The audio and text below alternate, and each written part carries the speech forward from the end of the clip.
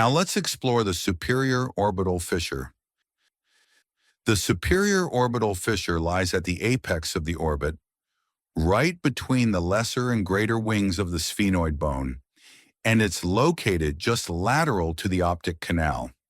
It is divided into three compartments by a fibrous structure called the common tendinous ring, also known as the annulus of Zinn. The superior compartment lies outside the ring. This part transmits three major nerves: the lacrimal nerve, the frontal nerve, and the trochlear nerve. Along with these, the superior ophthalmic vein also passes through this space as it leaves the orbit to drain into the cavernous sinus.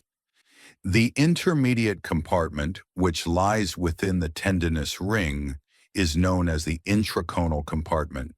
It carries most of the motor nerves supplying the extraocular muscles. The superior and inferior divisions of the oculomotor nerve, the nasociliary nerve, and the Abducens nerve. A venous branch of the inferior ophthalmic vein may also pass through this route on its way to the cavernous sinus. Finally, the inferior compartment, located below the ring, is a short cleft that communicates with the inferior orbital fissure. Through this route, another part of the inferior ophthalmic vein often drains into the pterygoid venous plexus.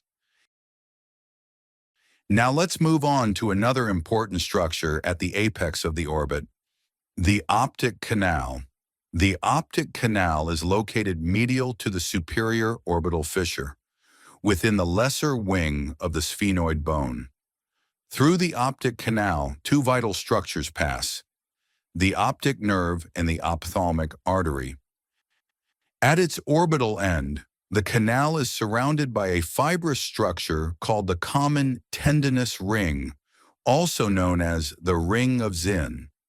This ring forms the origin for all four rectus muscles.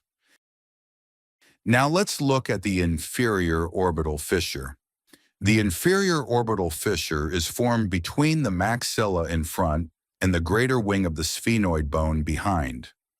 You can think of it as a gap that connects the orbit with two deep spaces, the pterygopalatine fossa and the infratemporal fossa.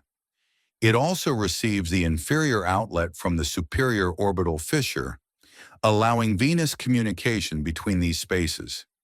It is the route by which the inferior ophthalmic vein drains to the pterygoid venous plexus infraorbital neurovascular bundle, pass through the inferior orbital fissure. They travel forward along the infraorbital groove and canal to eventually emerge on the face via the infraorbital foramen,